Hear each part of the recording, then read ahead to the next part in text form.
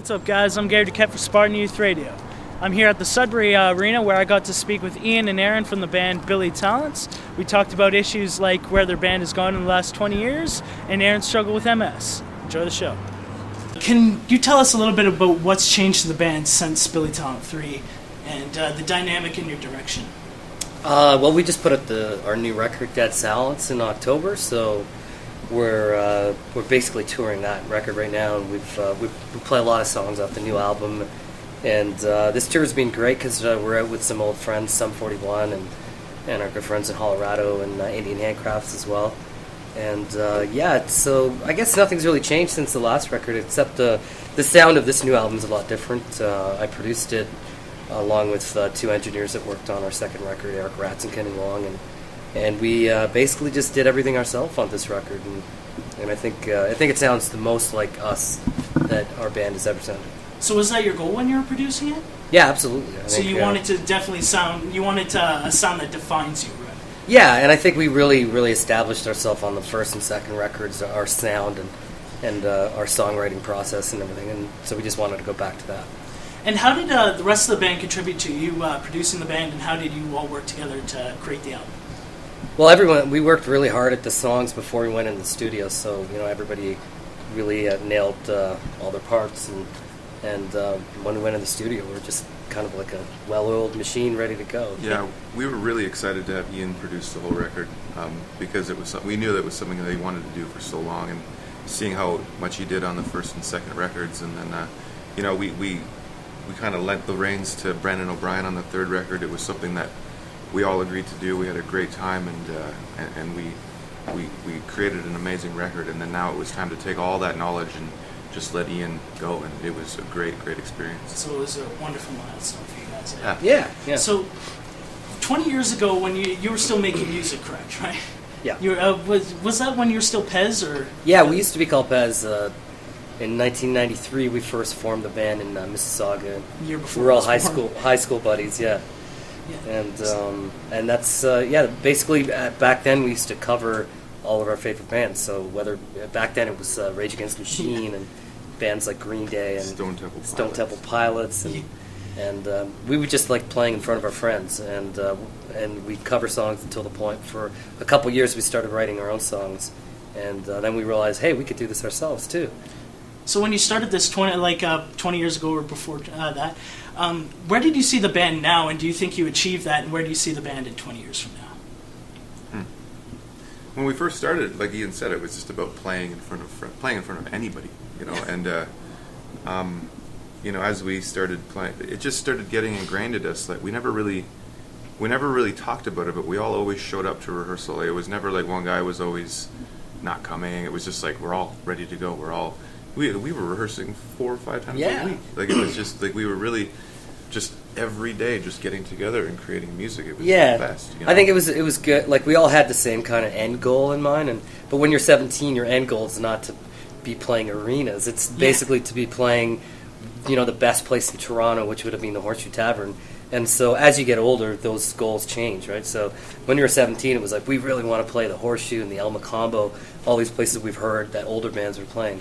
And once we got to play those places, and we're a little older, we're probably in our early 20s, mid 20s, then the goals changed to, wow, now we want to play like this bigger place, and or even just play outside of our city, or just outside of Toronto in general. So how was it going international, like going over to Europe and the United States and all across Canada? It was amazing going over for the first time. Like you realize, all that hard work we put in the first 7-8 years of this band.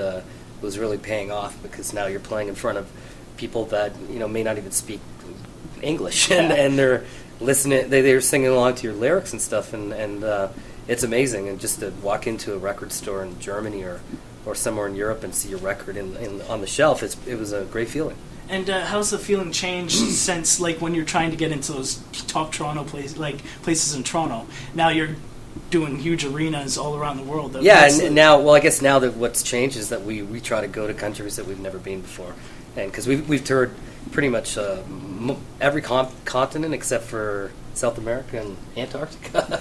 I don't know if there's any venues in Antarctica, but South America we haven't played in South America yet. but now that's the goal. It's like try to play as many places around the world as we can. Trying to dominate the world. Playing somewhere that you've never been. Like we just went to Auckland in New Zealand for the first time a couple months ago, and it's so exciting for us to go to a place that we've never been to, and because it's really exceptional to us that we actually have fans in these places that keep asking us, come back, come to our country, come to our city. So I think South America is the next flag in the ground, Dominate the world. Yeah. Well, last time I talked with you, you mentioned that you don't have any ego as a band, right? You don't actually think you're famous until people come screaming, knocking down the door. That's something that I still we still don't really get, because it's funny because we never were thrown into this. Like we literally did this for 20 years. So it's when you do this, the very slow, long route, you don't see. We weren't into it for fame to begin with, but you don't see the. In the instant, oh wow, someone recognizes you, so you just kind of get used to it over a long time, and now it's just kind of funny because people come up like, wow, you're famous. I'm like, no, I don't. I'm just like the next guy. We just play music for a living. What happened when you went to New Zealand? Do you even get a little bit of hubris sort of thing, or is it just wow, you're starstruck and amazed, right? Well, New Zealand, the thing that. The downfall to some of this is that you don't really get to see much. Like, we were there for less than 20 hours, I think. Like, we flew in, played the show, went right back to the hotel and had to get up at 4 in the morning to get on another flight to leave. Most we saw was from the plane window when we were flying in. We saw the sheep and stuff that you all see in the Lord of the Rings films and stuff like that. It was pretty amazing. Yeah. But sometimes you get a day or two off in a city and people will recognize you, and it's nice. It's flattering and it's nice, and it's not ever a hassle. It's just fun. Well, in that case, what was your best stop on the road? What was the place you most enjoyed to go to and adventure? Usually that changes to if we'd been there or not before. So it's when you're in a place for the first time, it's generally the best thing ever because you're experiencing this culture firsthand. And that's what makes it special. But then you go back 5 or 6 times, and then you start realizing, well, I know where the coffee shop is now. And there's a record store, so it's still amazing.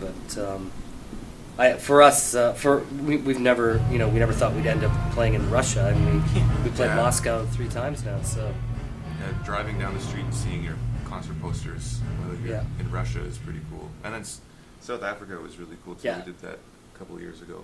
And that was just going to another world. It was great. So you got to see it. So, Aaron, you have a struggle with MS, correct? Mm-hmm. So I kind of want, for those who don't know, can you talk a little bit about what MS is and a little bit of your charity, F.U.M.S?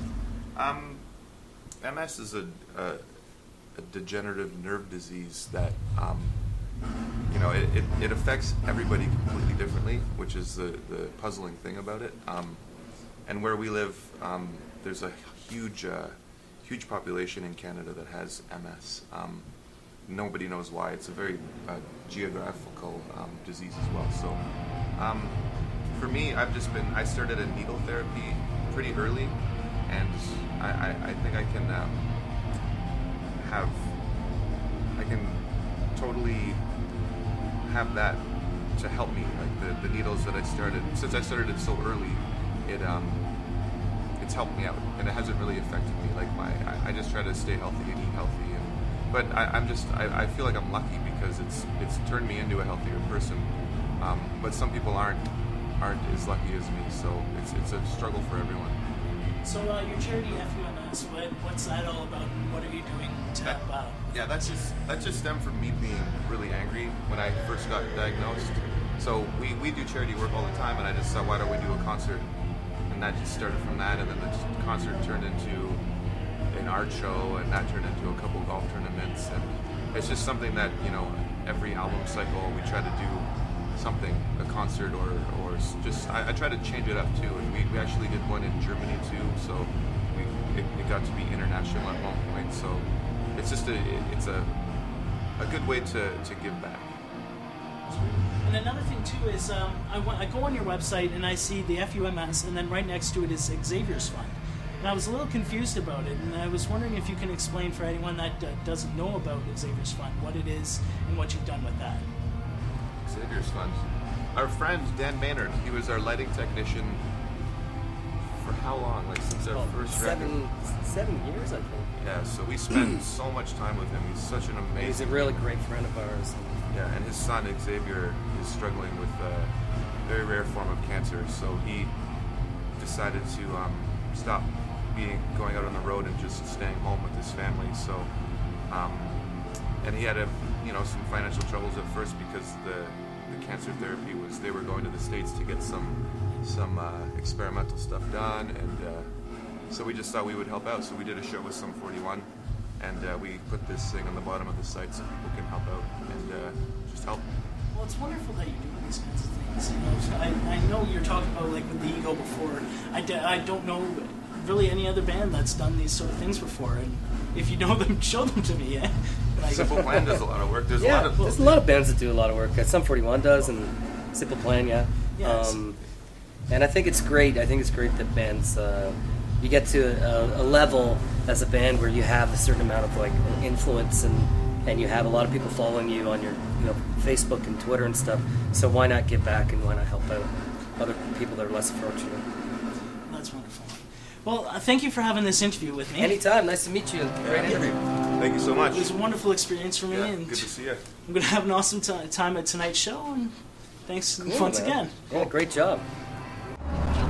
This has been Gary Duquette for Spartan Youth Radio with Ian and Aaron from Billy Talent. If you would like to donate to F.U.M.S. or XAVIERS Fund, click the links below. And if you have any questions or comments, visit us at SpartanYouthRadio.com. Have yourself a nice day.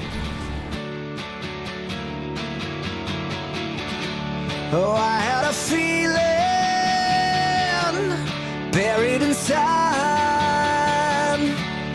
covered beneath a blanket of pride.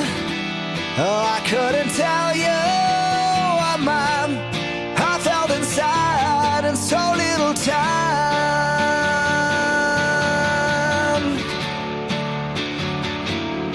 Stand up and run. Stand up and run, stand up and run, stand up and run, oh, into my